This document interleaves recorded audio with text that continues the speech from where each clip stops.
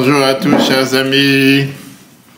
Bonjour à tous. Nous sommes aujourd'hui d'abord un jour important, mais à part le fait que c'est un jour important, nous sommes dans la semaine qui précède Rosh Hashanah. On est vraiment dans la dernière ligne droite, comme on dit. Jusqu'à présent, on disait que chaque jour répare un autre jour.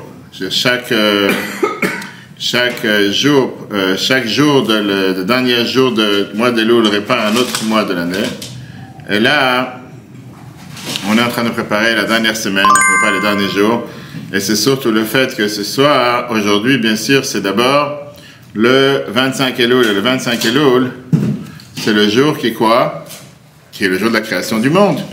On sait très bien que le 25 Elul, ça correspond à la création du monde.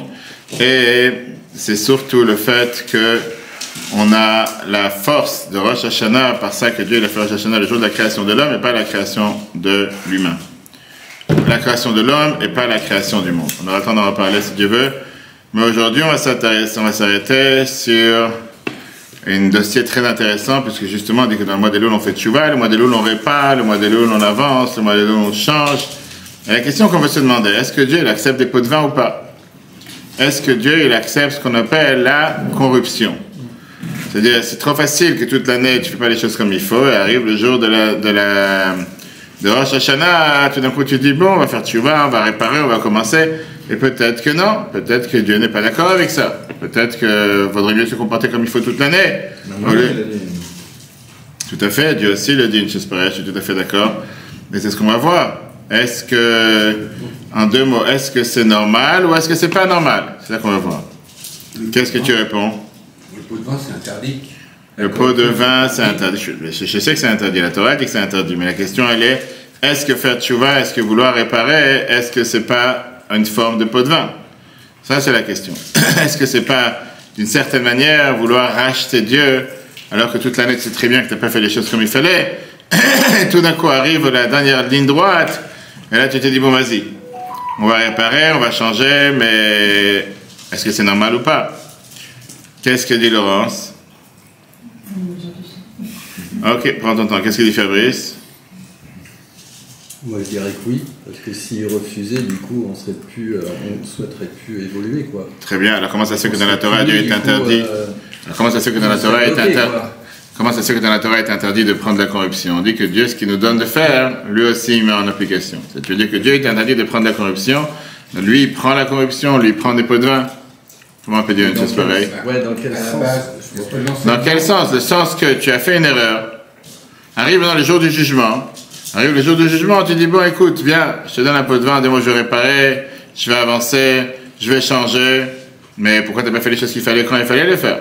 Pourquoi tu as changé à la dernière minute? Parce que l'enseignement nous enseigne à la base d'aller dans la droiture. Si automatiquement on rentre dans la corruption, on se permet d'être tordu. Je peux dire automatiquement. Pourquoi automatiquement? Pourquoi tu prends ça automatiquement? Je dis, volontairement parlant. Pourquoi volontairement? On a fait une erreur. Si on ne pouvait pas racheter ses fautes, alors, part, oui, alors on n'a pas... Ça risquerait que les gens ne cherchent pas, du coup, à réparer, parce que s'améliorer. quoi? Parce que quoi? Parce qu'ils vont dire, de toute façon, il n'y a pas de réparation. Voilà, c'est ça. Très bien, j'allais te dire, tu n'as qu'à pas faire d'erreur. C'est une des phrases qu'on peut à chaque Hashanah Kippour. Si tu dis que la tchouva, elle est trop dure, fais pas d'erreur. T'as pas de problème. Depuis le départ, fais pas d'erreur. Tu as fait une erreur, ben tu payes les pots cassés. La prochaine fois, tu fais pas d'erreur. Tu comprends? Donc c'est ce qu'on va voir, chers amis, ce soir ensemble. De faute.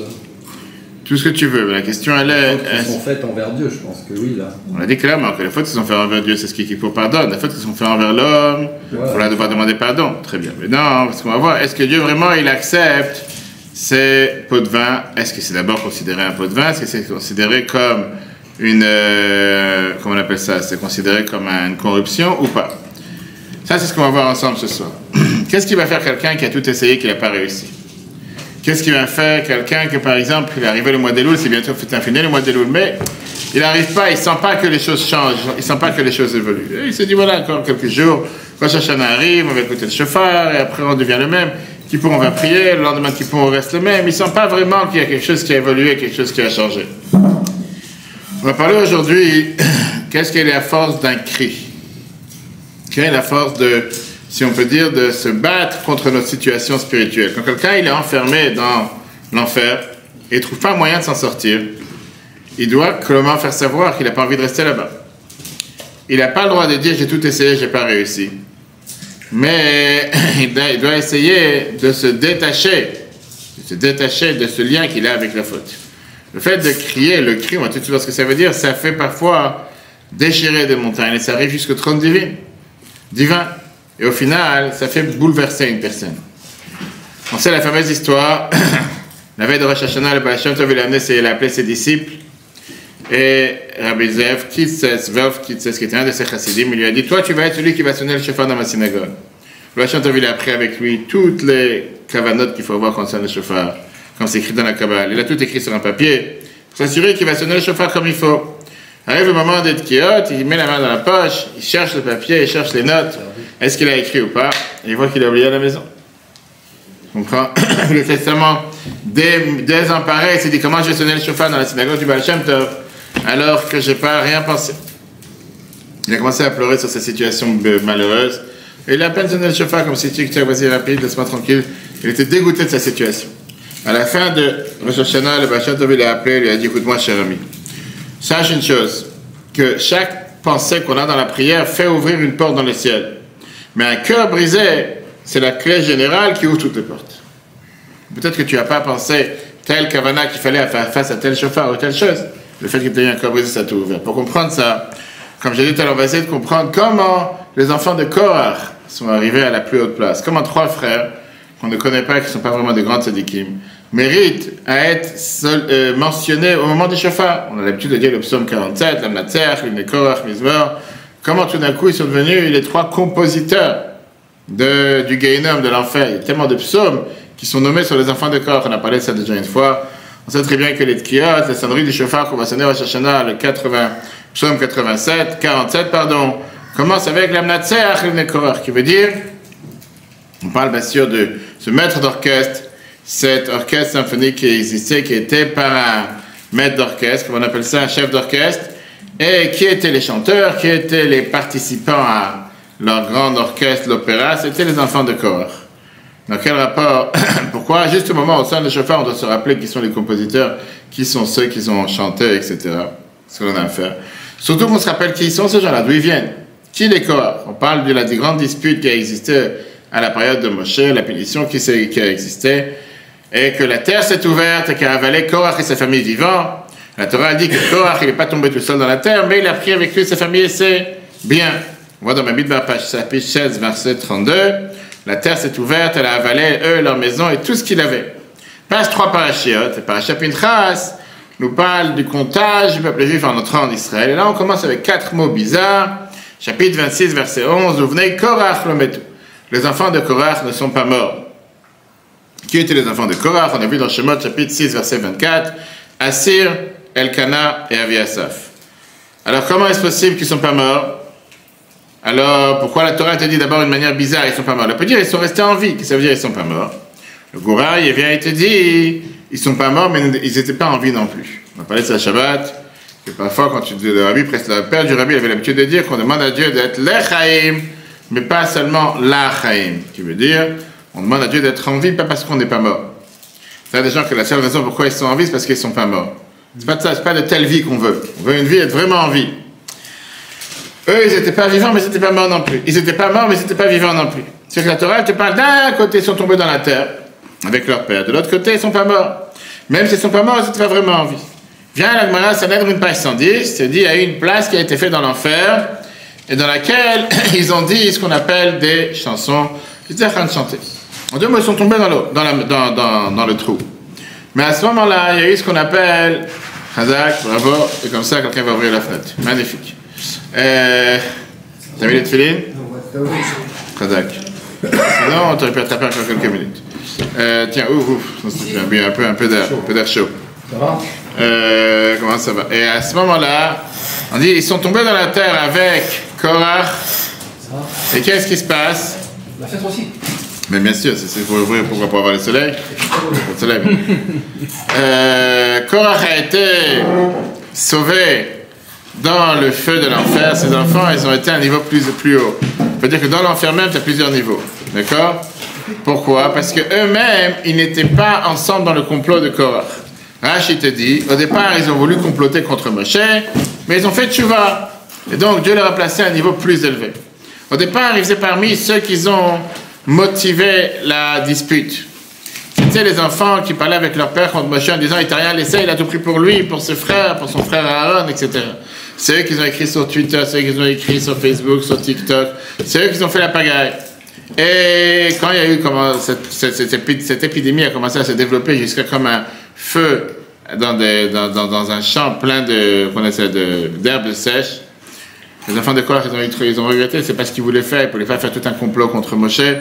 Mais de l'autre côté, ils n'ont pas eu le courage de dire jusqu'à là, stop, c'est pas ce qu'on voulait, on voulait pas maintenant détrôner Moshe. Et donc pour ça qu'ils ont été punis, si on peut dire, d'une partie dans le Guénom, dans l'étage du milieu. C'est quand tu as un ascenseur, tu vois 10 étages. C'était au milieu, c'était ni en haut ni en bas.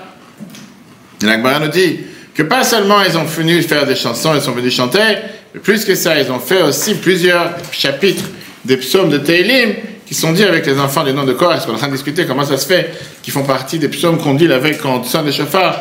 On parle des enfants de Korach, etc. Viens la Gemara Babatra, page 14b. Je dis que David il a écrit le livre de Tehillim par les 10 sages, 10 personnes les plus âgées du peuple juif. Adam Arishon, Malki Tzedek, Avraham, Moshe et les 3 enfants de Korach. Le chapitre depuis le chapitre 42, la matière masquée l'Ibn Korach, chapitre 44 à 49, etc. etc. Dans le Tehillim au total, dans les livres des psaumes, on a 11 chapitres qui parlent des enfants de Korach. 6 d'affilée du 44 au 49. Après, on a le 84, 85, 87, 88. C'est des chants qui ont été écrits dans l'enfer. Et qui étaient les compositeurs de ces grandes chansons, les enfants de Korach. Et le premier, le plus grand, le plus connu, c'est celui qu'on dit quand on sonne le chauffard, le psaume 47, qu'on a l'habitude de répéter toute l'assemblée ensemble 7 fois, etc., etc. Bien sûr que ce psaume parle de la royauté de Dieu, c'est pour ça qu'on en parle. Que Dieu a choisi le peuple juif. Allah Elohim bitroa Hashem bekol shofar, que Dieu a demandé de sonner le chauffard. Mais pourquoi on doit commencer à savoir qui est le compositeur de cette phrase? Parce que vraiment, à chaque fois que tu dis un psaume dans la prière, tu dois savoir qui était celui qui était le compositeur, c'était de quel orchestre, etc. Maintenant, on voit qu'on parle des versets qui sont en rapport avec les tkiyot, avec la sonnerie du chauffard. Et la majorité des versets, on ne te dit pas comment ils ont commencé. Ça ne nous intéresse pas à savoir. On cherche par rapport à ce qui se passe au tkiyot. Surtout, comme j'ai dit, qu'ici, de savoir qui l'a fait, ça ne donne pas de l'honneur à celui qui l'a fait. On ne parle pas de Tfila le Moshe, Mizmor le David. Ça a été fait par le roi David, par Moshe. Mais on parle ici d'un trio qui était à l'enfer. Tout le monde se rappelle ça le jour de Rosh Hashanah, surtout des gens qui ont voulu faire du mal à Moshe. Est-ce que c'était pas mieux de trouver des gens plus sympas quand tu veux parler du chauffard, de trouver des gens un peu plus adaptés? Tu aurais dit par exemple Etan, champion, Chicago Bulls, va savoir quoi d'autre. N'importe quelle autre chose, je sais pas. Je sais même pas si une fois tu as réfléchi à ce que tu mets sur toi. Je t'avais dit plusieurs fois qu'une fois dans les dollars du dimanche, je me rappelle comme aujourd'hui, il y avait un enfant qui est passé, je sais pas, il avait un pull-over, c'était écrit dessus, je sais pas si c'était Saint-Marina ou quelque chose pareil. Et la vie qui le regarde, quand tu vois les vidéos, comment les gens ils passaient en quelques secondes, à peine. Ils passent, on voit la vidéo, et la vie le regarde tout de suite comme ça, il tourne la tête, tu vois. Lui, il est déjà passé à la pression de là, il est passé un enfant, c'est 10 ans. Il est passé, regarde ça. Il avance, et la vie regarde. Chaque fois que la vie tourne la tête, ça veut dire qu'il fallait le rappeler, la vie faisait quelque chose. La vie le rappelle, il lui montre avec le doigt, rappelez-moi après, je vous montre la vidéo. Rabbi le montre avec le doigt, il lui fait « C'est quoi ça ?» Mais l'enfant, il n'a pas compris. Je ne pense pas un instant que cet enfant, quand il a mis le pullover ce matin, il a vu que c'était écrit Samarina. Aujourd'hui, tu as des gens qui mettent des trucs, c'est écrit, et ça veut dire quelque chose. Pas forcément. Il y a son père à côté. Le père non plus n'a pas compris. Tu sais que, un pullover, tu vas savoir, tu as acheté un magasin chez Gap ou autre chose, tu vas savoir. Et elle avait dit « Mais qu'est-ce qu'un enfant juif fait avec quelque chose pareil ?» Pareil, pour eux, c'était comme si... je ne sais pas de quoi tu parles. Après, ils ont compris que c'était écrit quelque chose qui est pas... La vérité, c'était pas forcément quelque chose de grave. La Bible a montré que tu dois faire attention à ce que tu portes. Tu as quelque chose sur toi, ça t'identifie. Donc, quand tu as une tête de, je sais pas, avec des cornes et tout, ça fait peur, c'est tout. Je sais pas si c'est vraiment la chose idéale à avoir. En tout cas... C'est pas un juif Non, je sais pas. Ça, c'était la parenthèse, comment on imagine-toi, tu vois. Je trouve que ça doit être un juif. Hein? De quoi? C'est un juif qui fait Chicago. Buffalo Grill? Non. Je sais pas si c'est caché ou pas. D'accord. Ok, maintenant. Ah, ça va. Après moi, après, je monte vite. En tout cas, quel est le rapport qu'on est en train de te dire qu'ils étaient dans un grand endroit dans l'enfer? Maintenant, de l'autre côté, je ne comprends pas. Si la tchouva qu'ils ont fait, ça a aidé, pourquoi ils ne sont pas passés au Gan Eden, au paradis, qu'on a pas la tchouva? Si la tchouva qu'ils ont fait n'a pas aidé, alors pourquoi ils sont passés de l'enfer à un autre niveau? Ils ne sont pas restés avec leur père. Pourquoi leur statut comme ça, il est mitigé, il est au milieu, il est entre les deux? Et au final, pourquoi c'est écrit seulement qu'ils ne sont pas morts dans la paracha Pinchas et pas dans la paracha de Korach? On nous parle de toute cette histoire. Ce qu'on va voir ensemble ce soir, tellement riche, comme on l'a dit tout à l'heure, pour comprendre. Est-ce que Dieu accepte les pots de vin? C'est quoi un pot de vin? Je ne sais pas si vous voyez. Je connais une famille pas loin d'ici qui s'appelle pot de vin. Sérieux? Juif? Oui. Pot de vin, c'est la corruption. Parce que Dieu, il accepte la corruption. Maintenant, juste avant le shofar, on lit la lecture de la Torah. Et juste avant, on lit le maftir de Chana, Elkana et Shmuel. On a appris sur le miracle de la naissance de Shmuel que Chana n'avait pas d'enfant et qu'elle est partie au temple, elle a prié, elle a demandé à Dieu d'avoir des enfants. Et on a vu que Shmuel, son niveau, c'était un niveau aussi élevé que Moshe et Aaron, comme on dit dans les psaumes. Et d'ailleurs, Shmuel et Elkana, on a des parents intéressants qui sont les enfants de Korach. Un des 3 enfants de Korach s'appelait Elkana. Et d'ailleurs, dans le livre d'Ivrei Hayamim, là-bas, on nous parle de 3 générations, Lévi, Kehat, Yitzhak, Korach et Elkana, le fils de Korach, jusqu'à Elkana, Shmuel et Navi. C'est-à-dire qu'ils font partie des enfants de Korach. Et là se cache quelque chose de particulier par rapport à cette famille. On est bien obligé de dire qu'ils sont sortis du Gehinnom, de l'enfer, ils sont revenus à la vie, et ils ont donné des enfants et des petits-enfants jusqu'à Elkana et Shmuel. Maintenant, peut-être c'était à la fin des 40 ans du désert, quand tout le peuple qui a fauté sont partis. Mais ce qui est étonnant, c'est que c'était les seuls de l'histoire qui sont revenus de l'enfer. Des fois, on demande à des gens, est-ce que tu es une fois parti dans l'enfer? Là, c'est vraiment les gens qui sont revenus de l'enfer, etc. Comment et pourquoi? C'est pas le sujet, si vous voulez, je vous raconterai après les détails. Ok. Donc ça veut dire que le fait de lire ce psaume qui nous parle des enfants de Korach avant le shofar est attaché avec la Haftara qu'on lit de Shmuel. Et le lien entre eux, c'est très simple. Shmuel, le prophète, est descendu des enfants de Korach. Et eux, lors des généalogies, descendent jusqu'à leur petit-fils qui est Shmuel, le prophète. Quel rapport de tout ça? Encore une fois, si ces gens-là, ce sont des gens pieux et des gens bien, il y avait des tzadikim grands comme eux, alors à ce moment-là, on doit être exactement comme eux. S'ils sont, on va dire, des gens mauvais, alors qu'est-ce que tu me les rappelles maintenant? Et tout ça, quel rapport avec le shofar? Ça, c'est l'aparté et c'est l'introduction pour comprendre quel est le moyen de faire vraiment tchouva et comment réparer alors que Dieu te dit qu'il ne peut pas accepter la corruption. La réponse. La majorité des livres vont dans le meilleur, je veux dire ils prennent la même idée. En te disant que le moment le plus important de l'année, on dit à quelqu'un, tu sais quoi, apprends les enfants de Korach. Eux, ils étaient dans le trou, mais ils ont fait tchouva. Toi aussi, tu peux faire tchouva. Si la majorité des commentateurs te disent, fais comme eux, ils ont fait l'erreur, ils ont fait tchouva, comme ça tu peux faire tchouva. En 2 mots, ne reste pas, ne cède pas au désespoir. Ne te dis pas, laisse tomber, je ne pourrai pas réparer, je ne pourrai pas avancer. Non. Dis-toi, les enfants de Korach, ils ont réparé, toi aussi tu peux réparer. Donc il y a une approche qui vient qui te dit d'apprendre ça. Pourquoi on nous parle des enfants de Korach en zone de shofar? Pour te dire qu'il n'y a jamais rien de perdu. Les portes de la tchouva ne sont pas fermées. Il n'y a aucune situation qui est trop loin pour dire que tu ne peux pas réparer. Dans le Midrash Tehillim, c'est écrit que les enfants de Korach, quand est-ce qu'ils ont commencé à faire tchouva? Quand la terre s'est ouverte et ils ont vu le feu du Gehinnom.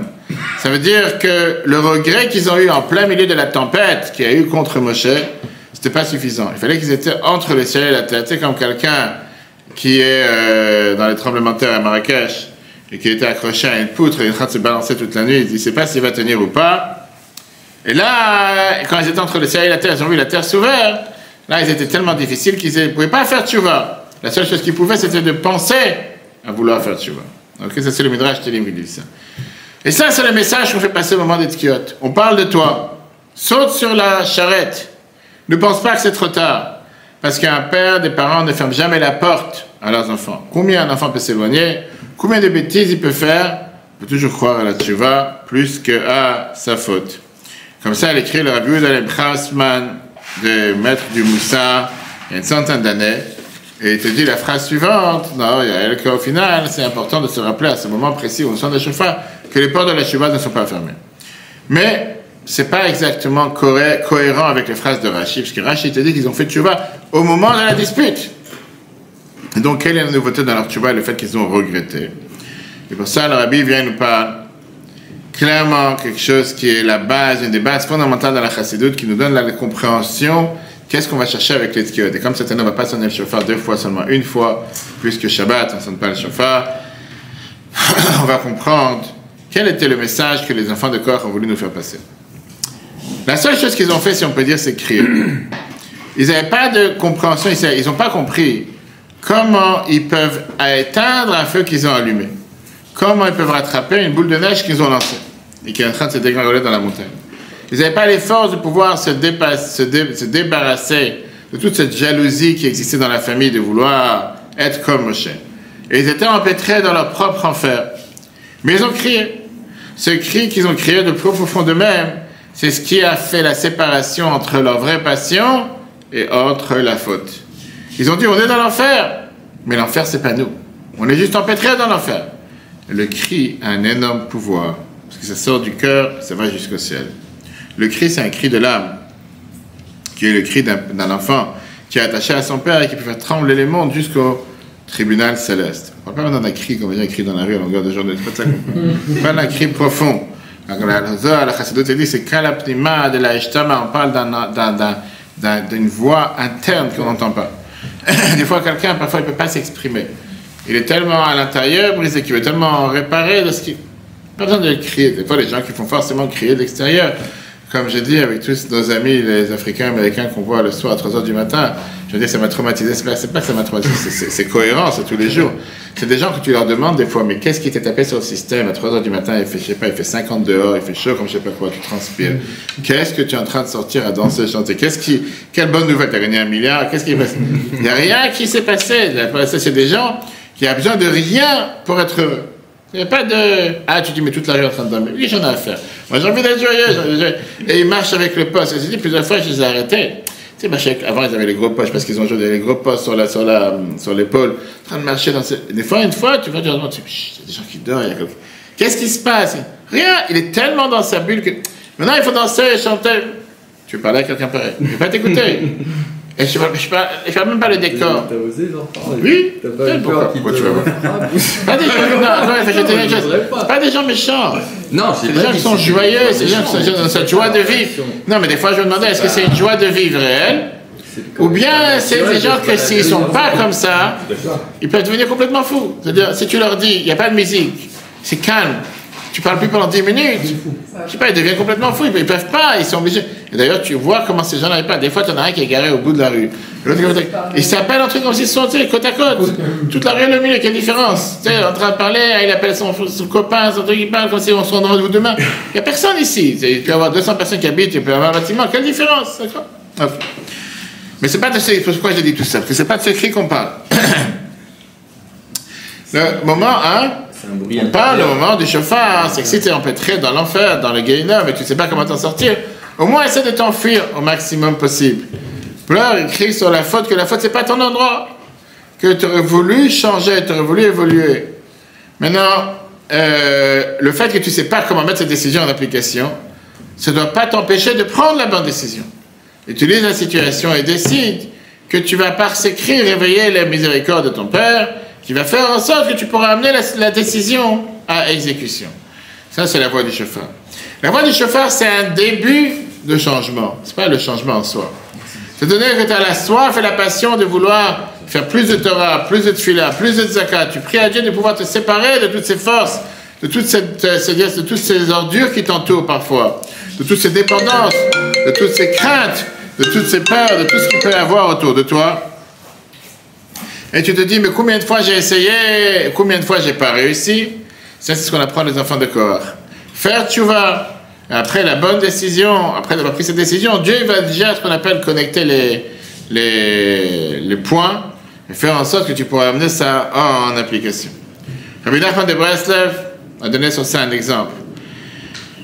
Une fois, il y avait un roi qui était en train de dormir profondément. Il a demandé à se réveiller en sursautant de son sommeil. Il a appelé son conseiller proche et il lui a dit, écoute-moi, Johan, j'ai eu un rêve gravissime. Mes doigts, ils tremblent, je ne sais pas, je n'arrive pas à être calme. J'ai réveillé que quoi? Que tout le blé qui va pousser dans le pays l'année prochaine va être maudit. Et que tout celui qui va manger du blé, il va devenir fou. Alors il dit, écoute-moi, donne-moi un conseil, comment on va pouvoir s'en sortir de ce mauvais C'est un mauvais décret. Yohan, il a dit, tu sais quoi, moi et le roi, on va pas manger de ce blé. Et comme ça, au moins, on aura 2 personnes normaux sur tout le royaume. Que tous les autres deviennent fous, ça ne me dérange pas, mais nous, moi, on sera normaux. Le roi, il a dit, toi, tu es considéré le plus intelligent de mes conseillers. Espèce d'idiot. Si tout le monde sera fou, il n'y a que moi et toi qui ne seront pas fous. Nous, on va avoir l'air d'être fous. Et vous nous jetez du royaume. Si tout le monde est fou, il n'y a que nous qui... C'est pas logique ce que tu es en train de dire. Le roi, il a réfléchi, il a dit comme ça. Nous aussi, on va manger du blé. Mais nous, on va mettre un symbole sur le front pour se rappeler qu'on est fou. Moi, je vais regarder ton front, je vais voir que tu es fou. Toi, tu vas regarder mon front. Et comme ça, on va se rappeler qu'on n'est pas normal. Au moins, on aura une chance de sortir. Si au moins on se rappelle qu'on n'est pas normal, on va se rappeler qu'on est fou. Rabbi Nachman, tu mettre un exemple avec le chauffard. Tu dis, le moment du chauffard, c'est dans lequel on se dit, on prend conscience que tu sais quoi? C'est pas ce qui devrait être. On doit changer. Prenons conscience qu'il faut changer. Ça, c'est ce qu'on nous attend de nous. Au moment du chauffard, c'est le moment dans lequel on se dit, il faut que je change. Je ne peux pas rester le même. Comment quoi? Dieu va m'aider à changer. C'est le moment où au moins réaliser qu'il y a un changement qui doit être fait. Et comment je réalise que ce changement il doit être fait? Par ça que j'écoute le chauffard. Comment par ça que j'écoute le chauffard? Par ça que tu te dis que tu vois la vie en grand. Voir la vie en grand en se disant, pas regarder seulement les petits arbres, regarder la forêt. Il y a l'espoir, il y a la nouvelle année. Et ça, c'est le trait qu'on est en train de faire sur le front. Non, je ne suis pas fou. Je vais changer, on doit changer, on peut changer. Maintenant, je prends cette décision de changer. Et après, quand je vais ressortir dans la vie de tous les jours et je vais être confronté à une difficulté, je vais savoir comment affronter cette difficulté parce que je vais savoir que c'est une difficulté qu'il faut affronter. Si quelqu'un ne sait pas qu'il a un problème de santé, il ne va jamais le réparer. Si tu sais que tu as un problème, à ce moment-là, tu peux avoir l'espoir que tu vas chercher de vouloir t'en sortir. D'abord, le moment du chauffard, c'est le moment de prendre conscience, il faut changer, il faut évoluer, il faut que je m'améliore, il faut que je change. Dieu me donne une nouvelle année, je ne peux pas rester le même. Ça, c'est numéro 1. Alors quelqu'un va dire, mais qu'est-ce que je vais gagner de prendre une telle décision, de vouloir sortir de l'enfer, si je n'ai pas la clé pour sortir? À quoi ça sert? Écoutez cette merveilleuse histoire. Il y a 30 ans, je vous ai raconté plusieurs fois cette histoire. Il y a 30 ans, il y avait ce qu'on appelle la sortie d'Égypte, la plus grande de notre histoire. Les portes de l'URSS se sont ouvertes. Le communiste qui gérait le monde, le tiers du monde, s'est effondré et plus d'1 million de juifs sont partis de l'ex-URSS vers Israël. Aussi beaucoup de non-juifs, mais en tout cas beaucoup de juifs. Pendant Purim, il y avait un groupe de Bachurim qui était assis à la Yeshiva Torah Temet à Jérusalem pour parler avec les nouveaux immigrants à Shiloh. Ils ont rencontré des juifs qui étaient déracinés du judaïsme pendant 70 ans.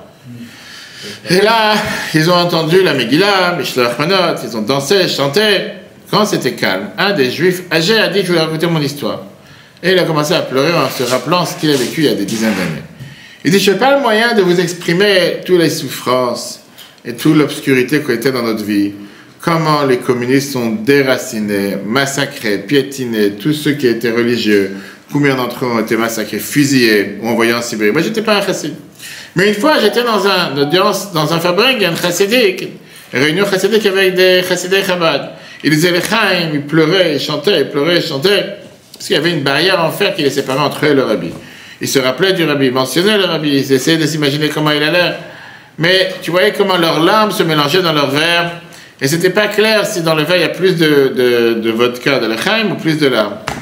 Tout d'un coup, il a dit, à quoi ça sert de pleurer? Venez, on va chez le rabbi. Vous avez dit, quand tu rêves, communiste, on est ici enfermés, on est en cachette, dans un souterrain, on ne sait même pas s'il nous entend derrière les grosses bottes, il va nous attraper, quoi que ce soit. Il fait à la Lune, c'est plus facile d'arriver qu'à New York. Quoi tu penses qu'on va attraper maintenant? On va kidnapper un avion? Qu'est-ce que tu veux qu'on fasse? Rien qu'en osant dire qu'on veut sortir de Russie, ils étaient envoyés en Sibérie. Mais il a dit, vous savez quoi, c'est très simple. Venez, on prend les chaises, on va faire comme un train. Et il a dit à ses amis, venez, on s'assoit sur les chaises et on voyage. Okay. Plusieurs se sont joints, et moi avec eux. Et le vieux qui a parlé dit la vérité, moi je me suis assis pour rigoler d'eux, j'ai de la peine pour ces gens-là, t'es quoi, tu sais, le jeu de la chaise, comment on appelle ça? La chaise musicale, le truc. Et puis on dirait en nageant d'un enfant, etc. Il dit, écoute-moi une chose, c'est passé 70 ans, je peux vous dire que tous ceux qui ont joué au jeu et qui se sont assis dans cette chaise, ils ont mérité de sortir de Russie, ils ont rencontré le rabbi. Ceux qui étaient les réalistes, ceux qui étaient les bien-pensants, ceux qui étaient les sérieux, ceux qui se sont habitués au noir et qui ont décidé que de toute façon on ne va pas s'en sortir, ils étaient plantés en Russie jusqu'aux années 90, ils ne sont jamais sortis avant. Maintenant, je veux dire, il y avait une histoire de la vie précédente quand il était en Russie, quand il a été emprisonné, je raconte ça chaque année, c'est dans ses mémoires, tellement riche. Une fois qu'il a été emprisonné, une des choses qu'on lui a demandé d'aller dans le 3e sous-sol du bâtiment du KGB, tourner à droite, là-bas il devait prendre une balle dans la tête, se faire fusiller, il a tourné à gauche, il a été sauvé, bref. Et il raconte comme quoi une fois, quand il est parti dans un endroit où il devait aller avec les prisonniers, dans le mitard, on appelle ça, c'est tout noir, ça. Il a pas montré sa tête, et les prisonniers qui sont là-bas, il dit, viens, cher ami, viens avec le temps. Il a dit, qu'est-ce qu'il fait noir ici? Ils lui ont dit, écoute, viens, rentre. Il lui dit, regarde, tu vas prendre du temps, tu vas t'habituer avec nous, et avec le temps, tu vas voir qu'on peut voir un peu le jour par-ci, par-là. On dit, ouais, il fait pas si noir que ça. Mais viens t'habituer. Le précédent, il écrit dans ses mémoires, il a dit, c'est là que j'ai compris dans quel exil, dans quelle maladie ces gens se trouvent. Tout le temps que tu es dans le noir et tu comprends que c'est pas la situation idéale, tu fais tout pour chercher de t'en sortir. Quand tu es dans le noir et tu t'es habitué au noir en te disant, c'est bien, c'est la lumière, tu vas jamais t'en sortir. Quand tu es habitué dans une situation qui est mauvaise, et tu te dis, laisse tomber, c'est comme ça, que c'est changer, pourquoi changer? Vient le moment du chauffeur pour te dire, cher ami, prends la résolution, change, sors de ton cocon, sors de ton équilibre, sors de, je sais pas, sors de ce qu'on appelle ça, de cette, cette peau, ou bien cette enveloppe qui t'entoure et qui te laisse pas briser toutes ces barrières, sortir, avancer, évoluer. Ça, c'est le fait, donne-moi le mot du chauffeur, c'est quoi? C'est que tu fais prendre conscience. Prends conscience qu'il faut que tu changes. On a dit tout à l'heure que les enfants de Korah sont sortis, Shmuel, la Navi, Shmuel, le prophète. Et on voit le lien qu'il y a avec Hana, avec ça qu'on commence avec le psaume 47, le psaume du chauffeur, pour nous expliquer justement que leur tchouva, elle était tellement grande à tel point que Shmuel, il est sorti comme il était, comme chez... ça, la Bible explique, c'était quoi cette punition bizarre qu'ils ont eue? Que d'un côté, ils sont tombés dans l'enfer, mais on a dit qu'ils avaient les premières classes. C'était pas en deuxième classe, c'était en première classe. À quoi ça sert? Mais c'était puisque à l'extérieur, ils avaient l'air, ils étaient actifs dans la dispute. Seulement à l'intérieur, ils ont fait tchouva. Pour ça, à l'extérieur, ils n'ont pas eu l'air comme s'ils sont dans le Guénom, dans l'enfer. Et là-bas, ils ont mérité de pouvoir s'en sortir.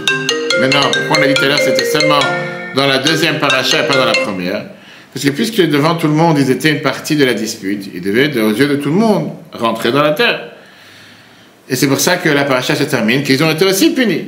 Après ça, on sait très bien que la Torah est complète. Non, mais sache qu'en vérité, ils ont fait tchouva, parce qu'en réalité, devant tout le monde, ils n'ont pas fait tchouva. C'est à l'intérieur qu'ils ont fait tchouva. Pour ça, la paracha dissocie les deux. Regardons quand même le lien qu'il y a direct avec le chauffeur. Comme on l'a dit tout à l'heure, qu'est-ce que tu cherches avec le chauffeur? Alors, tout ce qu'on le chauffeur tous les jours en ce moment, c'est quoi? C'est pour se rappeler que Rosh Hashanah arrive. Rosh Hashanah, pourquoi tu as le chauffeur pour te rappeler que Rosh Hashanah est passé? Pourquoi on sait le chauffeur Rosh Hashanah? Quand je te demande c'est quoi le but? Il y a 10 raisons. Pas les 10 raisons, je te demande une raison. Vas-y. C'est ouvrir entre guillemets le livre et le refermer une fois qu'on a ressonné à la fin. Pourquoi ça doit être fait par un chauffeur? Parce que c'est... Tu peux prendre un violon, quelque chose, ou un piano. J'ai plus l'histoire, mais il y avait quelque chose. T'as quel âge? 19 ans. C'est combien d'années que tu fais Rosh Hashanah? 19 ans. Bravo. Et t'as pas honte. Tu as juste une raison pourquoi tu dois écouter le chauffeur. Tous les ans, on le répète pourtant. Monsieur? Aucune idée. C'est la première fois que tu vas découvrir c'est quoi Rosh Hashanah. T'as peur de te tromper, tu vas prendre une claque, c'est pas grave. Mais au moins tu dis. Le but, alors? Le bruit, non? Alors? C'est pas au Mont Sinaï quand il y a ça aussi, mais c'est pas ça la raison. Pourquoi on sonne le chauffeur? Le Baal Shem Tov t'explique, c'est le fameux exemple, comme si le fils du roi qui appelle son père. Mais malheureusement, le Baal Shem Tov t'explique, le père il a envoyé le roi pour qu'il aille dans un endroit lointain pour pouvoir s'efforcer à apprendre à se débrouiller tout seul, à grandir, etc. Mais le fils est parti tellement loin qu'il a totalement oublié de revenir vers le père. Il a oublié la langue dans laquelle il parlait dans le pays où le père se trouve, etc. Et un jour, il a décidé qu'il en a marre d'être tellement éloigné, il veut revenir dans le palais. Sauf qu'il a oublié de parler la langue. Il ne sait plus de quelle langue il parlait, parce qu'il a commencé à parler le verlan, je ne sais pas quoi, quel autre, va savoir quoi d'autre. Il est totalement illettré. Il revient à côté du palais. C'est comment je vais m'adresser aux gens. Je suis le fils du roi, il ne sait pas me parler la langue, il ne sait pas de quoi parler. Il a décidé de crier à voix haute, son père de dehors, il a entendu la voix de son fils. Et c'est comme ça qu'il a refait rentrer. D'accord? Ça, c'est l'exemple du Baal Shem Tov. On commence avec Korah pour te dire l'importance de crier, l'importance de parler. Maintenant, ça, c'est le psaume. Le chauffard, c'est la tchouva elle-même, comme je disais tout à l'heure, Kala pnima de l'ashma, une voix interne qui n'est pas entendue. Ça, c'est le potentiel du cri. Mais le Rabbi te dit, c'est pour ça que dans la Parashat Ekef, c'est écrit que Dieu ne prend pas la corruption. Viens dans le chapitre 4 de Maxime de nos pères, et bien on te dit que Dieu aussi ne prend pas la corruption. Dieu, il ne va pas essayer de recevoir des pots de vin. Tu ne peux pas voler et après dire à Dieu, tiens, je te donne la tzaka. C'est pas grave, j'ai dérobé une banque, mais moi je te donne le maaser 2 fois, et le reste, ça reste dans ma poche. Parce que c'est quand quelqu'un, par exemple, il est au tribunal, parce qu'il va mettre une plus grande kippa sur la tête, il va dire, ah, puisqu'il est religieux, donc on doit lui enlever la peine. Ça ne marche pas, toutes ces choses-là. Au contraire, on voit que Shlomo Melech, il dit le contraire. Shlomo Melech, il te dit que Dieu, oui, il accepte la corruption. Dieu, il n'est pas mentionné, il ne mentionne pas de ce que les Réchaïm ils font. Au contraire, il accepte quand ils font tchouva. Il va faire en sorte de basculer le jugement injustement grâce à la tchouva. Le Midrash te dit d'où Shlomo Melech, le roi Salomon, il savait une chose pareille. Il savait ça du roi David, il savait ça de son père, le roi David. Psaume 17, chapitre 2, on dit que le roi David, il voulait compter ceux qui étaient là aptes pour pouvoir faire l'armée. Il a fait ce qu'on appelle un grand recensement et à la fin, il a compté qu'il y avait plus de 1 million de personnes qui étaient prêtes pour pouvoir faire l'armée. Et avec ça, ça a fait ce qu'on appelle un mauvais œil. Ça a fait qu'il y a une grande épidémie, des dizaines de milliers de personnes sont mortes. David, il a eu peur. Et il a prié à Dieu qu'il veut être jugé devant Dieu et pas devant le Sanhédrin. Parce qu'il s'est dit comment avec Dieu il va s'en sortir. Pourquoi? Parce qu'eux, ils ont peur de prendre la corruption du roi, de peur que les choses vont être dessus. Alors que Dieu n'a pas peur de prendre de la corruption. C'est de là qu'on apprend que si tu veux, Dieu prend la corruption. Maintenant, la question, elle est, comment tu peux dire, justement, Melech, le roi David, disent que Dieu prend la corruption, alors que dans la Torah, c'est écrit le contraire. Et depuis quand la tchouva est considérée comme une corruption? Si tu parles d'une tchouva qui est apte, à ce moment-là, c'est Dieu qui a fixé que la tchouva, ça peut réparer. Si la tchouva n'est pas apte, on peut dire que Dieu il accepte cette tchouva comme une corruption, ça n'a pas de sens. Et la réponse, elle est répondue par un des grands commentateurs sur le Maxime de nos pères, Midrash Shmuel, qui vient et te dit qu'une mitzvah n'enlève pas le péché. Dieu ne va pas te donner des mérites dans les mitzvot sur le compte des averot. Moshe, il a dit que Dieu ne prend pas une telle corruption. David et Shlomo, ils te disent pas que Dieu prend la corruption, il te parle sur la tchouva et le regret. Quelqu'un qui fait tchouva et qui regrette, c'est accepté, soi-disant, comme une corruption sur les fautes. Alors, comment la tchouva est acceptée comme une corruption?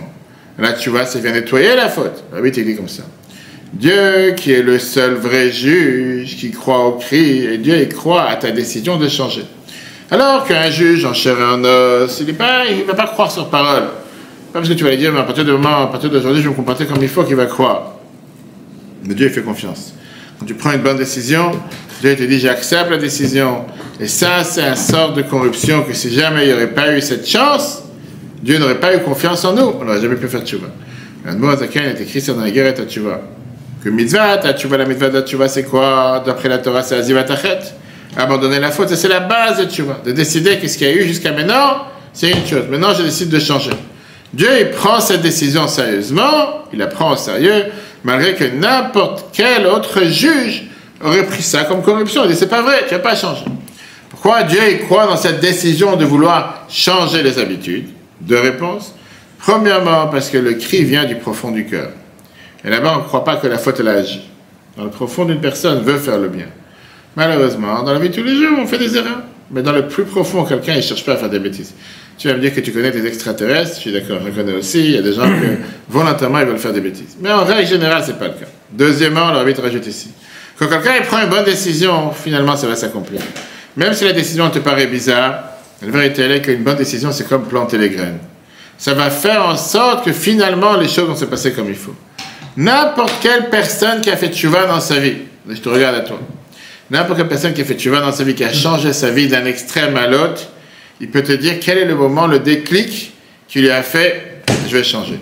Qu'est-ce qu'il a fait qu'à un moment à l'autre, il a dit « je ne veux plus être le même ». Si pendant 50 ans, j'ai picolé des bouteilles à longueur de journée, j'étais assis comme ça par terre en train de vider des bouteilles à longueur de journée, un jour j'ai dit « stop, maintenant je ne peux plus ». Ça prend du temps jusqu'à ce que les choses évoluent et se mettent en application.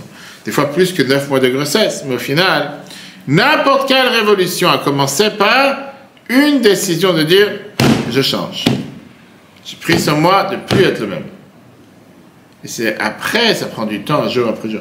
Tu peux prendre chaque personne qui est ici présente, dont les femmes présentes, les nombreuses. Et tu verras qu'il n'y a pas une seule personne qu'il ne peut pas te revenir au moment où il s'est dit je prends la décision d'évoluer, de changer, de modifier, d'avancer. Après, le processus prend du temps. Mais ça tout a commencé par un moment. Et c'est ce moment qui fait toute la différence. Alors, côté Sirot, page 34, verset 34-61, la Bible écrit la chose suivante.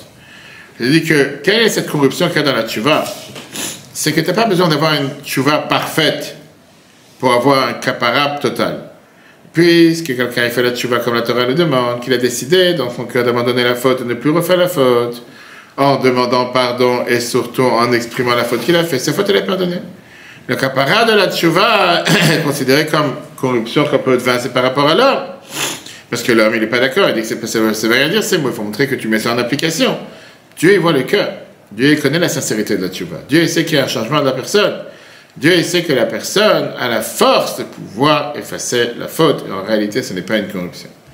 Rabbi te répond avec ce qu'on a vu, notre sujet il y a quelques semaines. Qui c'est qui a le droit d'aller à la guerre la première année, qui c'est qui n'a pas le droit? On a vu qu'une des personnes qui n'a pas le droit d'aller à la guerre, c'est qui?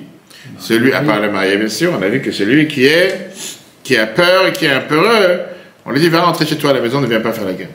Quelqu'un qui a peur, on lui dit quoi? Ça sert à rien. Qui s'est allé au front et dit non, j'ai peur. Quand tu vas à la guerre, il y a un des guerriers qui a peur. On dit rentre à la maison, ça ne sert à rien de commencer. Que tu dis, il va commencer à démoraliser. Il va commencer à démoraliser tous les autres. D'accord? Rashi vient et te dit de quelle peur on parle? Quelle peur tu parles? Il a peur des bruits, il a peur des tanks, il a peur de l'artillerie, il a peur des avions qui passent au-dessus. De quelle peur il parle? Rabbi Akiva vient et te dit il a peur de la guerre, de rencontrer l'ennemi. Rabbi Yossi vient et te dit il a une peur spirituelle. Il dit, j'ai fait des bêtises dans ma vie, j'ai fait des erreurs dans ma vie, j'ai fait des choses qui peuvent m'accuser au moment de danger. Va savoir si maintenant je me mets dans une situation de guerre, de danger, va savoir ce qui va tomber sur la tête. Rabbi te dit, je ne comprends pas. La vie de Rabbi Akiva, qu'est-ce que ça veut dire? C'est quoi ce que la Torah elle te dit? Quelqu'un qui a peur qui rentre à la maison. De toute façon, même s'il ne rentre pas à la maison, rien qu'on appelle ça, rien que le commandant il va voir que tu as quelqu'un qui est en train de trembler, il va dire rentre chez toi, qu'est-ce que tu es en train de faire avec une... Tu as un outil dans la main en train de trembler, qu'est-ce que tu es en train de faire? Rentre chez toi, tu es malade, va chez toi, tu n'as rien à faire ici. Pourquoi? Ben, tu n'a pas dit la deuxième avis que la Torah te dit qu'on parle d'une peur spirituelle. La Bible te dit ça dans les côtés 6, 9, ça va te écouter bien. Quelqu'un qui a peur des fautes qu'il a faites, il n'a pas besoin d'avoir peur. Parce que le fait même d'avoir cette crainte, d'être triste sur sa situation et de décider de changer, ça c'est déjà la tchouva de la Torah. Eh bien, Akiva, il pense que le fait d'avoir peur de l'erreur, ça c'est la réparation d'erreur. Et donc il n'est pas d'accord avec le fait que quelqu'un il a peur de son sort, et pour ça il va rentrer chez lui à la maison. C'est pour ça que Akiva dit la seule peur de quoi on parle, c'est une peur réelle de la guerre. Parce que Akiva dit quelqu'un qui a peur de la faute, c'est déjà tchouva, il est en train de faire tchouva déjà. Pas besoin d'avoir une peur en plus.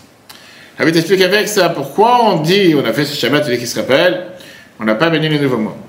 Et pourquoi on ne bénit pas le nouveau mois? On a dit qu'une des raisons, c'était quoi? Parce qu'on veut chambouler, on veut troubler le Satan. Non, la vérité, je te dis. Aujourd'hui, tu as les calendriers Google pour les prochains 2000 ans. Tu peux savoir que c'est qui pour dans 50 ans. Tu penses vraiment que M. Satan, il n'a pas un calendrier Google, il n'est pas se rappelle. Je pense qu'il n'a pas l'intelligence artificielle, il ne sait pas quand est-ce Rosh Hashanah. Je pense vraiment que si jamais tu n'as pas béni le nouveau mois, il ne sait pas que c'est Rosh Hashanah. Il a vraiment besoin que tu bénis le nouveau mois d'ailleurs, les jours de Rosh Hashanah, ça aussi, on a la même idée, c'est quoi? On dit qu'on sonne les chauffeurs pendant la prière, et à la fin de la prière, on ressonne encore une fois 30 sonneries, pour que, comme on sait qu'après qu'on a sonné le chauffeur, le décret est déjà écrit, pour que le Satan s'imagine qu'on n'a pas encore sonné, il ne peut pas accuser, pour ça on ressent comme ça on l'a troublé. Waouh! Tu avais dit que c'était parce que c'était Dieu qui bénissait ce dernier. Ça, c'est la deuxième raison, que Dieu bénisse moi, il donne les forces de bénir tous les mois. On a dit c'est pour troubler le Satan. Maintenant, je demande la question. Qu'est-ce que ça veut dire cette idée que tu troubles le Satan? De quoi tu parles? Quel langage tu parles? Tous les jours du mois de Elul, on sort le chauffard. On te dit pourquoi? Pour troubler le Satan qui ne sache pas quand c'est Rosh Hashanah et venir nous accuser. Comme je t'ai dit tout à l'heure, le Satan il n'est pas assez grand pour ouvrir un calendrier Google et savoir quand c'est Rosh Hashanah. C'est un ange du ciel. Tout son but, c'est d'attendre le jour de Rosh Hashanah pour nous accuser. Tu as déjà entendu une fois qu'un avocat il a oublié, ou un procureur il a oublié le jour du jugement? Il attend que ça. Dans sa tête, c'est écrit le jour du jugement pour venir t'accuser. Il n'attend rien d'autre. La Bible explique, ça on a écouté 634, page 223. Le fait de sonner les chauffards, ça affaiblit le Satan. Ça ne lui fait pas oublier le moment du jugement. Mais ça lui enlève la motivation de vouloir accuser. Pourquoi? Parce qu'il sait combien le chauffard réveille ce sentiment de tchouva et de regret chez un juif. Et combien ce regret, c'est énormément important. Quelle est la conclusion? Si les enfants de Korach ont réussi à réveiller, à changer, et de ne pas être perdus, grâce à ce sentiment de vouloir faire tchouva, combien chacun d'entre nous a la possibilité, par ça qu'on est sincère, et qu'on demande pardon, qu'on veut réparer les erreurs. Dieu te dit, grâce à ça, c'est garanti de pouvoir t'en sortir. Maintenant, est-ce que ça veut dire c'est fini? J'ai plus rien à faire toute l'année, je peux maintenant picoler toute l'année, faire des bêtises du matin jusqu'au soir? Non, c'est pas ça qu'on a dit. Bien sûr que toute l'année, tu dois avancer, tu dois évoluer. Mais comme on a dit, ça c'est le premier pas. Enfin, tu as fait ce premier pas, après tu es sur la bonne route. Et pour parler de la bonne route, ça fait terminer avec cette histoire. J'ai raconté plusieurs fois avec le mouvement de la Scala qui existait en Allemagne, où beaucoup de gens ils ont laissé tomber le chemin de la Torah. Il y avait un des disciples du Admor Azaken, un grand chassid, qui un de ses enfants, il a lâché le chemin de la Torah. Et son père, il a demandé au rabbi de parler avec ce jeune. Il a dit, est-ce que tu peux essayer de lui mettre quelque chose dans la tête, qu'il revienne sur le bon chemin. Le rabbi, il a invité ce jeune, et lui, il a commencé à faire savoir au rabbi depuis le départ, tu sais quoi, tu ne vas pas me convaincre. Moi, j'ai décidé, la religion, ça ne parle pas, la Torah, ça n'a pas de sens, le bon Dieu n'existe pas. Laisse-moi tranquille. De quoi tu veux parler? Tu veux parler du soleil? On parle de réchauffement climatique, c'est plus simple. Non, pas de ça. Ok, il est arrivé dans la cour du rabbi avec son grand cheval, un cheval très, très, très beau, très fort. Et à l'époque, quand tu avais un cheval aussi classe, c'était la Tesla d'aujourd'hui. C'était la voiture moderne. C'était pas les choses qui a 20-25 ans. Le rabbi, il est sur la fenêtre de son bureau et il voit le jeune arriver avec son cheval, très beau, course, etc. Il voit se rapprocher. Le rabbi, il arrête à la fenêtre et lui dit, quelle est la qualité de ce cheval par rapport aux autres chevaux qu'il y a? Tout le monde avait des chevaux à l'époque. Tout le monde se bougeait un cheval. Le jeune il a répondu la phrase suivante. Il a dit, ce cheval est tellement fort et il a des pieds tellement robustes qu'en quelques instants, il peut parcourir des grandes distances. Le rabbi lui dit, à quoi ça sert? Quel est le but de faire des grandes distances rapidement? Si tu fais une erreur et tu rentres avec ton cheval dans la forêt, ou tu te trompes de chemin, tu vas faire des distances tellement rapides que tu vas arriver en quelques instants à des centaines de kilomètres hors de la ville. C'est dangereux. Et le jeune qui a répondu, oui, vous avez raison, mais quand tu te rends compte que tu as fait une erreur, à ce moment tu peux revenir aussi rapidement. Et la Bible a dit, tu as compris ce que tu viens de dire? C'est le message que vous voulez faire passer. Oui, c'est vrai que quand tu t'es éloigné rapidement. Et quand tu te rends compte que tu as fait une erreur, tu peux aussi revenir rapidement. Ça ne veut pas dire qu'on est des chevaux, mais ça veut dire que Dieu nous a donné des forces de pouvoir réagir, de pouvoir avancer, de pouvoir évoluer. Et il faut ce déclic. Et quand c'est ce déclic, c'est Rosh Hashanah. Comme on l'a dit pour les jeunes mariés de parmi nous, Rosh Hashanah, le jour du mariage, qui pour les anciens mariés, ça c'est les jeunes mariés, vous n'êtes pas aussi vieux que ça, hein, c'est pas ces jeunes mariés. Et c'est vrai que c'est le moment, quoi, est-ce que c'est pour combien déjà? 1 mois, 2 mois, 3 mois? Ça va, c'est comme si c'était hier, hein? 25 hier. C'est plus un peu. Ça fait 4 mois. Même compter, tu sais pas. Déjà. Même compter, tu sais pas. Non. Oui. C'est comme ceux qui ont passé 50 ans de mariage, ils pensent que c'était comme 2 jours, comme tes chebeux avec Hippo. 4 mois d'expérience. 4 mois de galère, tu voulais dire? Ouais, ok, c'est pas. En tout cas, le cours il est en replay sur etora.fr. C'est du Hashanah Tova à tous. Que Dieu fasse qu'on puisse partager que des bonnes nouvelles, une bonne nouvelle année pour tous. Comme j'ai dit, pour toujours, pendant ces mois d'Elul, on a l'habitude de rajouter dans les mitzvot. Rajouter dans la tzaka, vous pouvez aller sur le site trabat.org, l'onglet danse sur les appels de Tishri. Et bien sûr, se préparer à Rosh Hashanah spirituellement en écrivant au Rabbi, c'est important ces jours-là. On prie avant Rosh Hashanah, demander à Tzadikim tout ce qu'on a besoin, demander au Rabbi les bonnes nouvelles pour la nouvelle année, et être présent d'office. À ce moment-là, on mérite d'avoir Ktiva Vachatima Tova, Shana Tova, en tout cas, le cours en replay sur etora.fr. Très bonne soirée à tous, et si Dieu veut, à l'année prochaine. Parce que ce sera déjà l'année prochaine, le prochain cours.